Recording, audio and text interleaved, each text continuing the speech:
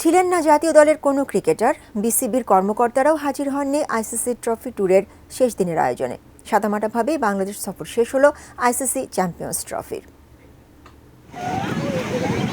বাংলাদেশে ICC champions trophy tour শুরু হয় 10 ডিসেম্বর। 11 ডিসেম্বর বিশ্বের বৃহত্তম সমুদ্র সৈকত কক্সবাজারের লাবণী পয়েন্টে রাখা হয় ট্রফি। সাধারণ মানুষ আগ্রহ নিয়ে এই ট্রফি দেখেন, ট্রফির সাথে সেলফি বন্দী হন। আসার সময় শঙ্কাই ছিলাম যে আসলে দেখতে পারবো কিনা, আসছি দেখছি এবং তখন এত কাছ থেকে দেখতে পেলাম, অনেক বেশি অসাধারণ একটা অনুভূতি। আমি একজন বাংলাদেশি হিসেবে স্বচক্ষে যে আইসিসি ট্রফি দেখতে পাবো, এটা আসলে আমাদের জন্য একটা গর্বের বিষয়। সকল টিমের জন্য শুভকামনা, স্পেশালি বাংলাদেশের জন্য। এবং কক্সবাজার এটা আসার কারণে কক্সবাজার কে আরও রিপ্রেজেন্ট করলো ওয়ার্ল্ডের বুকে। সমুদ্র শহর ভ্রমণ শেষে পরের দিন নেওয়া হয় ঢাকায় বসুন্ধরা শপিং কমপ্লেক্সে।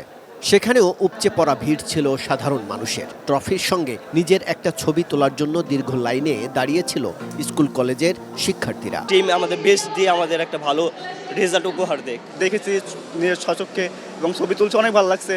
Double million offer Walton fridge কিনে পেতে পারেন 20 লক্ষ টাকা, রয়েছে কোটি কোটি টাকার নিশ্চিত উপহার।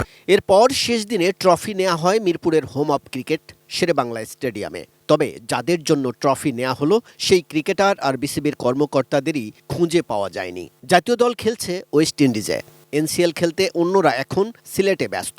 বয়সভিত্তিক ক্রিকেটারদের উৎসাহিত করতে ক্রিকেট বোর্ড হয়তো বিশেষ ব্যবস্থা নিতে পারত, কিন্তু কেউই কোনো দায়িত্ব নেননি। সকাল 11টা থেকে বেলা 3টা পর্যন্ত ক্রীড়া সাংবাদিকদের ছবি তোলার মাঝে শুধু উপস্থিত ছিলেন অনূর্ধ্ব 19 এশিয়া কাপ জয়ী ওপেনার কালাম সিদ্দিকী। বলেন শিরোপা জয়ের অভিজ্ঞতার কথা। আমাদের কোচিং স্টাফ, ম্যানেজমেন্ট টিম, প্লেয়ারদের মধ্যে একটা ফ্যামিলির মতো হলো, মানে নিজেদের টিমটাকে দেখেছি যে আমরা ভালো, সব খারাপ হোক ভালো হোক সবসময় একসাথে থাকার চেষ্টা করেছি। এটার জন্য আমরা ভালো একটা অ্যাচিভমেন্ট আনতে পারছি দেশের জন্য, নিজের দেশের জন্য একটা বড় ট্রফি আনার। তো আমাদের সবারই ইচ্ছা আছে, আলহামদুলিল্লাহ ইনশাল্লাহ চেষ্টা করব।